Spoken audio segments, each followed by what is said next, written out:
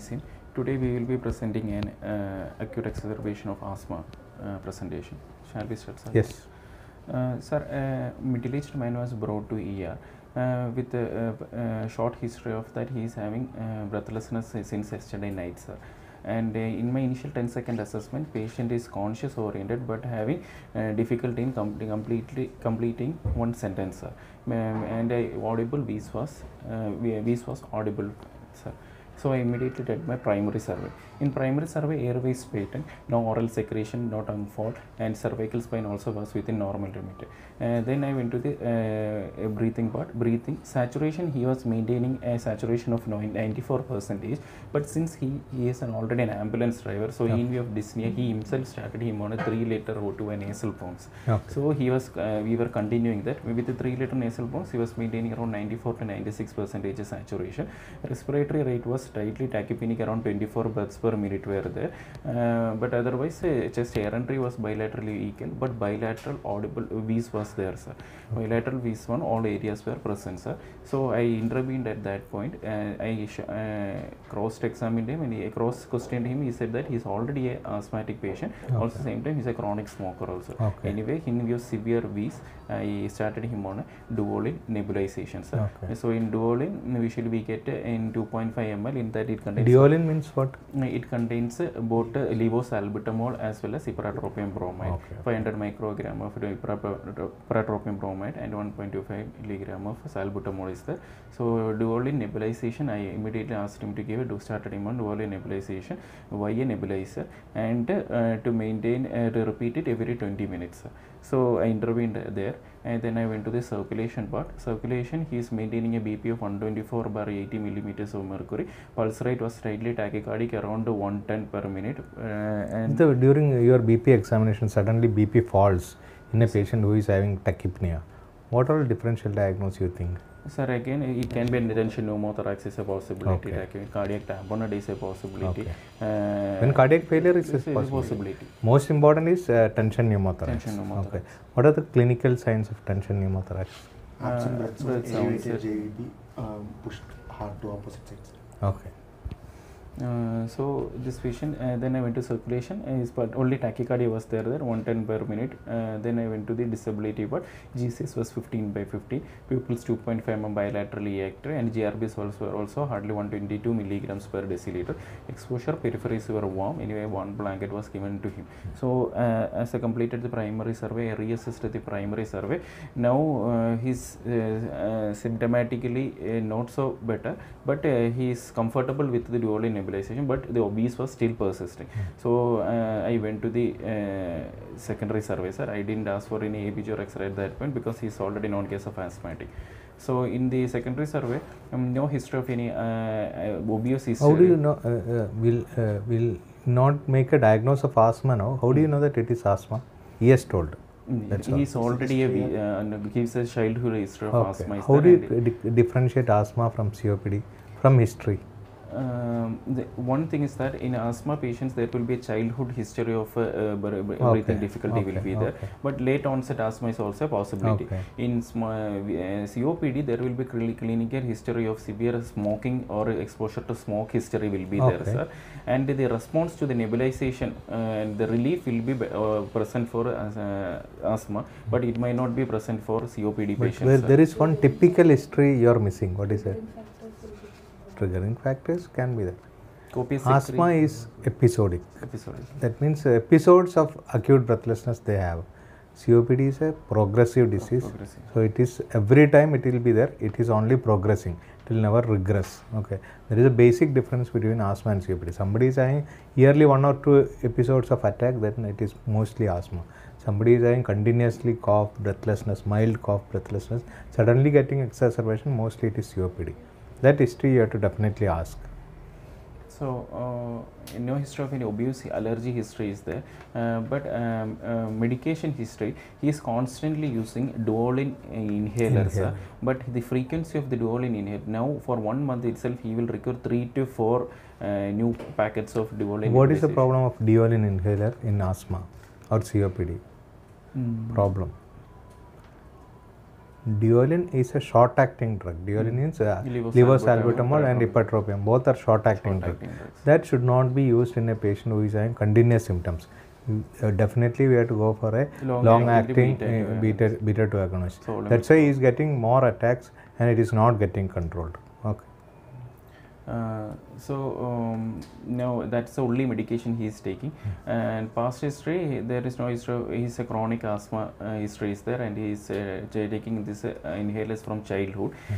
But otherwise, that in habitual history, he's a chronic smoker, and he's still continuing smoking, sir. Okay. Even lead to his arrival is that he is apparently normal till yesterday, but he has become more breathless from yesterday night, and from morning he is having severe wheeze. So he himself has come to our hospital, sir.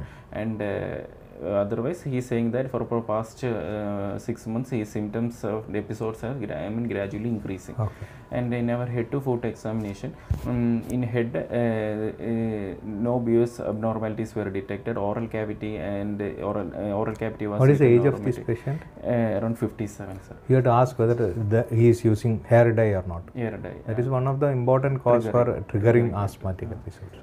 His no history of any hair dye use is not there, sir. And cervical cavity, no lymphadenopathy, nothing was there, sir. Otherwise, cervical spine also was within normal. Chest examination, mildly barrel-shaped barrel-shaped chest appearance is there, and erinary was bilaterally visible and equal, and apex beat is not visible, sir. And saturation, now V's has actually, when I reached the secondary examination, V's has started coming down, sir. And otherwise S1, S2 is present, and tachycardia is also slightly reducing, and otherwise no audible any murmurs or nothing were audible at that point. Abdomen also is normal scaphoid abdomen, soft and non-tender, bowel sounds were present. Otherwise the musculoskeletal examination, no focal neurological deficit or no issues were present. So what is the importance of flapping tremors in COPD patients? Flapping tremors. Flapping tremors. CO2 retention. So one of the clinical sign of CO2 retention, flapping tremors. You told is tremors. Tremors is salbutamol. Okay. So I came to the provisional diagnosis that he is having a severe asthma exacerbation. So the entire. You can only tell it's an acute respiratory distress episode. Okay, we cannot tell it is asthma or COPD without having a proper evidence. Okay, he has given a history of progressive breathlessness since last 6 months. It can be COPD also. So usually to classify we will require this spirometry is to be done. Okay, that's okay, but that will be done afterwards. So we came to the this diagnosis. We asked him for admission, and we gave him continuous nebulization of salbutamol every 20 minutes, and he was responding to it, and we were planning to start him on steroids also, sir. What are the complications of nebulization? Nebulization. You are giving continuously nebulization, tachycardia. This tremors is a possibility. Tremors, and other than that, in COPD patients, one more important problem is that's why I am asking. Hypokalemia. Hypokalemia is one of the major complications of continuous nebulization of salbutamol. What is the problem of hypokalemia in COPD or asthma? Muscle bronchospasm will be more. Muscle weakness is also. So they will have difficulty in breathing. So potassium should be checked and corrected. Okay. Have you done an ABG? Actually, since he was planned for admission into the initial 24 hours in ICU, then as ICU protocol we went for an ABG. Strictly speaking, it is not for asthma patients. We don't require an ABG. So what is the ABG finding? So his ABG was showing a pH of 7.357 with a PCO2 of only 40. PO2 91 was there with a SO2 of 96.7%. This is after nebulization. Yes. Okay. Only at the time of admission. What is the type of respiratory failure you get in asthma? Asthma type 2, type 1. Hypoxia will be there. Hypoxia, that is type 1. If there is severe bronchospasm, PCO2 retention is in COPD. That is which type? Acute severe. Type 2. Type 1 is hypoxemia, type 2 is hypoxemia, type 1. PCO2 built-up will be. What are the other types of respiratory failure? Type 3 and type 4 is also there. What is type 3? Type 3 is... what is type 3? Similar to type 1.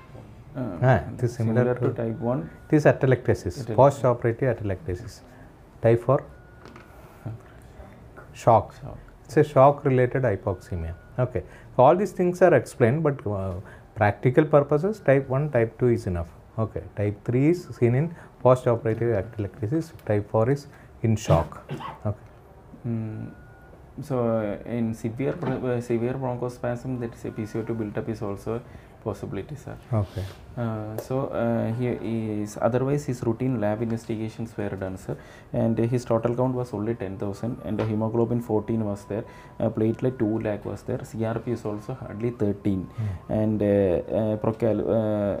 There is no need for procal, but anyway it was done from the admission unit, but it was negative, sir. Okay. Creatinine was asthma is a inflammatory condition trigger, not an infectious trigger. Even if it is infectious, mostly it is viral. So procalcitonin has got no clinical role in asthmatic episodes. Otherwise his electrolytes, sodium was 135 and with a potassium of 4.6 was there, sir. Okay. And other RFT and LFT were within normal limit, normal TSH, HbA1c, everything was within normal limits, sir. Okay. So we continued him on nebulization, and we started him on steroids also. Dexona 0.1 mg per kg IV was also started. And is there any difference between oral and IV steroids? Bioavailability is equally for both. So it is equal, but since in emergency room, patient cannot take orally, we can complain with the IV steroids. So we started him on IV steroids, and we continued on dual nebulization. And after the 3 steroids, he gave us a single dose or multi-dose? So anti-inflammatory single dose is recommended. Preferably morning. So morning dose is enough. And at night time the patient actually again had a worsening of respiratory symptoms, so we started him on NIV. BiPAP was started, sir, with the 12:6 with the, before starting NIV you want to take an X-ray. Asthmatic episodes, X-rays are not indicated. Yes, sir. X-ray to rule out pneumothorax, everything. So it is very important. Somebody is saying bulla and all, without knowing, if you start BiPAP, it may create problem.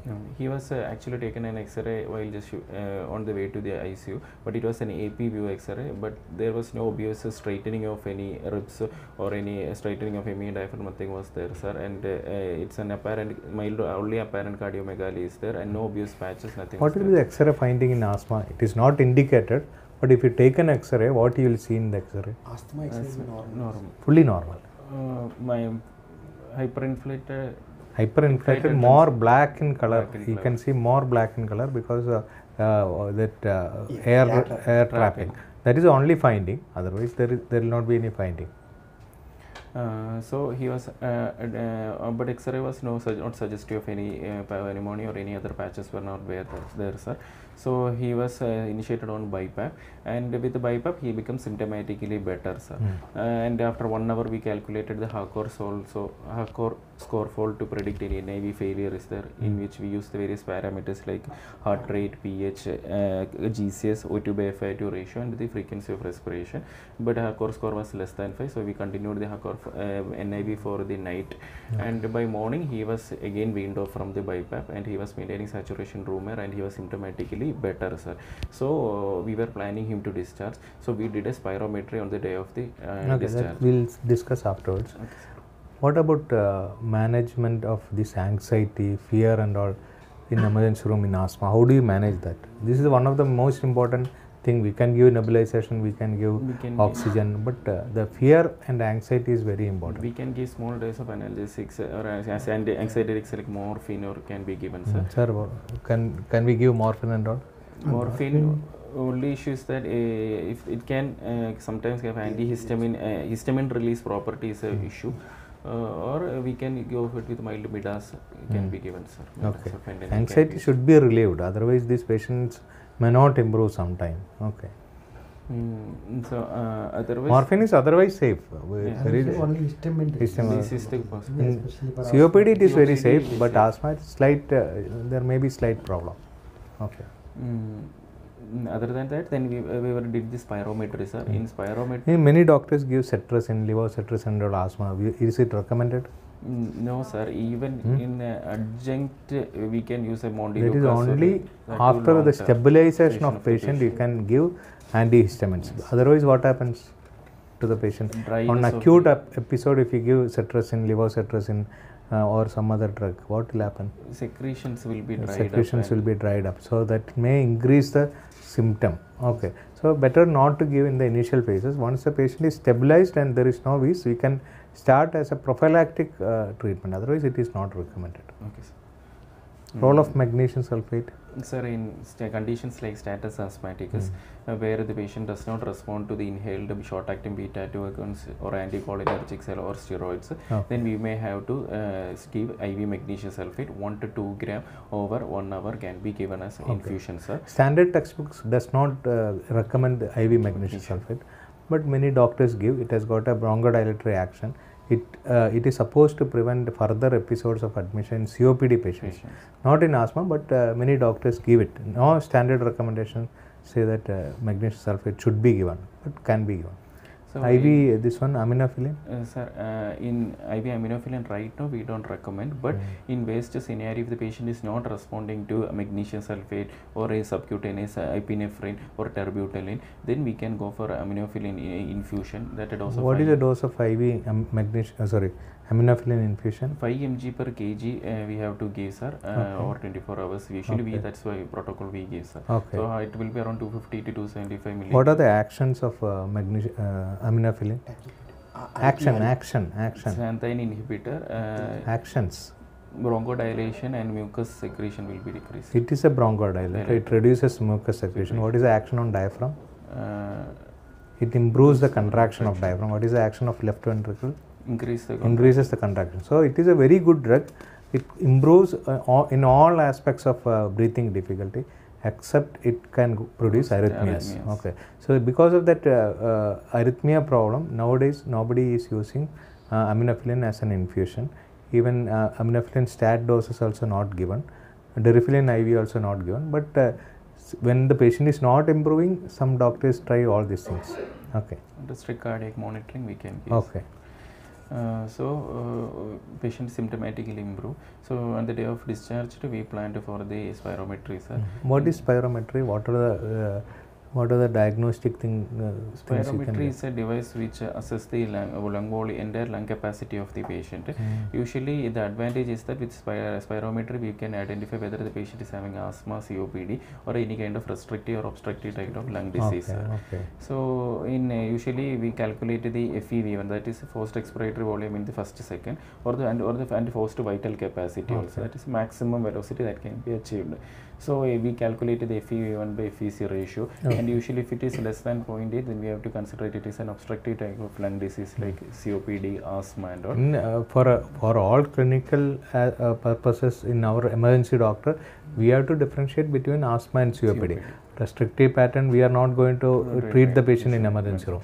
So in FEV1, if you take only FEV1, what is the important thing you should understand about FEV1? Compare asthma and COPD. FEV1 will be more for COPD. It will be less for asthma, sir. No, both it will be reduced. More, less than 80% is the it is reduced. 80 to 60, 60 to 40, less than 40. There is 3 grades. If it is less than 80, suppose it is less than 80 in the initial FEV1, so in that day you should not give any nebulization. So you do a PFT and FEV1 is less than 80.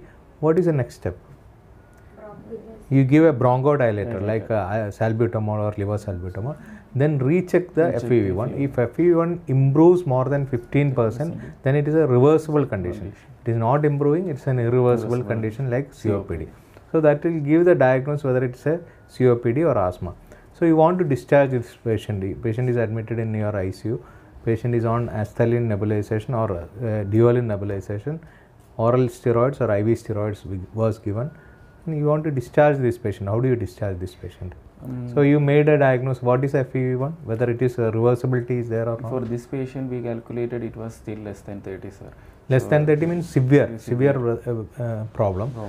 There is no reversibility. So possibly it's a COPD case. Yes, how do you manage this case? What advice you give on discharge? On discharge, we will ask him to stop quit smoking first of all, and we have to ask him to continuously take the inhalers, and we have to inhalation steroids should also be started, sir. That's okay. So in long-acting short beta-2 agonist like formoterol or something. Formoterol with budesonide. Okay, that is the best combination.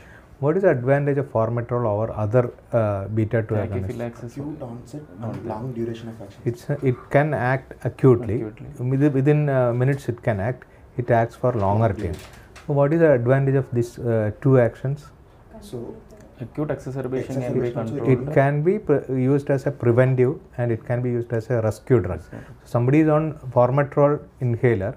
It can be used for prevention of attack. Whenever the patient is getting an attack, you can give same inhaler, formoterol can be given. But if you are using other one, salmeterol, what is the problem of salmeterol?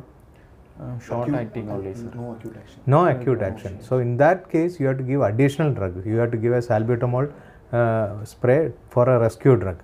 So this patient will be putting on formoterol with budesonide inhalers. What else you have to give? Then we have to give long-acting steroids. We have already given oral steroid. You have to give. Then for we can give for lung remodeling alternate azithromycin can be. What is the action of azithromycin? How do you advise azithromycin in this type of condition? Alternate days. Okay. 250 milligram alternate days are the ideal treatment because it will prevent the lung inflammation and some amount of infection. It's actually not given as a anti-infectious agent. Okay. Now this patient admitted with acute exacerbation. Now this patient does not have any infection as per our current treatment thing. But suppose again he get admitted with an infectious episode. How do you manage that? What antibiotic you give? We should cover antibiotic which covers Pseudomonas also. No, it is not required. Pseudomonas is not required in routine COPD exacerbation. What are the common organisms which can affect in COPD lung? What are the common community acquired bacterial infection in a normal lung? It's influenza, streptococcus. Normal lung. It's streptococcus. It's streptococcus, gram-positive cocci. Even an abnormal lung like COPD or any other condition, it's gram-negative organism. H. influenza and other gram-positive. H. influenza is one of the most important thing. Then again, gram-positive also can be there. So both gram-positive and gram-negative, and you have to think about viral also. So you have to cover gram-positive and gram-negative in a COPD patient. How do you cover it? So in a patient who is having normal lung with a community acquired infection, you can give augmentin or amoxicillin, whatever, anything covers gram-positive. Here you have to cover gram-positive with gram-negative. That is, you are admitting the patient, the ceftriaxone is good. You are discharging the patient. Levofloxacin, moxifloxacin are the good drug. If you are admitting, like you told, you can give ceftriaxone, but ceftriaxone gram-positive coverage is not that good. So you will have to add something like amoxicillin or penicillin, all these things. Okay. How is the patient now?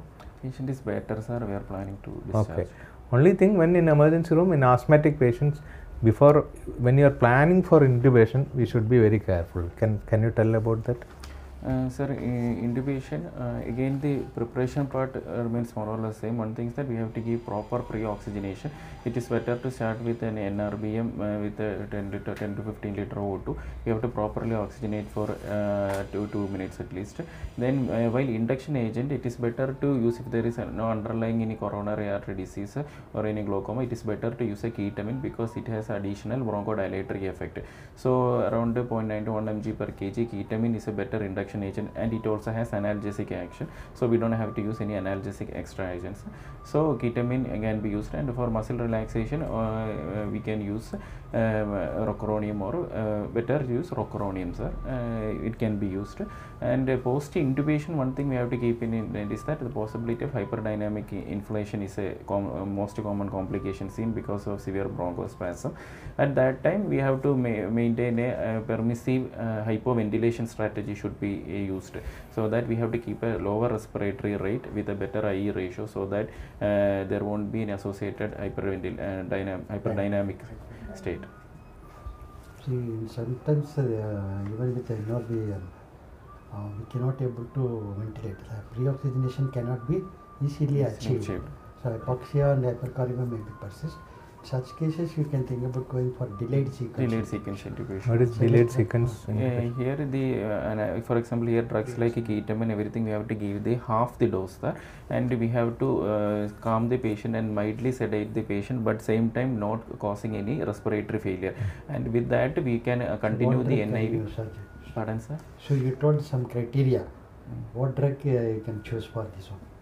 Drugs like ketamine can be used, mild dose, half the dose of midazolam fentanyl can be used, sir. And thing is that patient should not go into any respiratory failure. Preserving the respiratory sensation, we can mildly sedate the patient. Spontaneous respiration should not be affected. And we can even continue the NIV. If your patient is already in NIV, we can continue the NIV for pre-oxygenation. NIV is not there, even bag mask ventilation can be attempted. Tell something about oxygenation COPD patient. Sir, COPD patients in compared to normal population, the respiration is a hypoxia driven one. That is, whenever the patients normal patients have hypercarbic drive. That is, whenever the patient's PCO2 build up increases, automatically the patient's tachypnea develops. While in compared to COPD patients, they will be always having carbon dioxide narcosis. So it is not narcosis. They have higher carbon dioxide level in that body. So this hypercarbic drive is not there. So they have a hypoxic drive. So their primary drive of respiration will be hypoxia. So if you are giving higher concentration of O2 or deliver unnecessarily O2, so initially when the patient comes, we always try to give higher oxygen only. That is, there is no doubt. Any patient come with hypoxia, we have to start oxygen. Yes. But after some time, once the patient improves, your target oxygenation is different from a normal person. That's all. What is it? 88. More than 85, you should be very happy, because if you correct more than that, then the patient will go to another problem. What is the problem? Patient will go into respiratory failure. How they go to respiratory failure?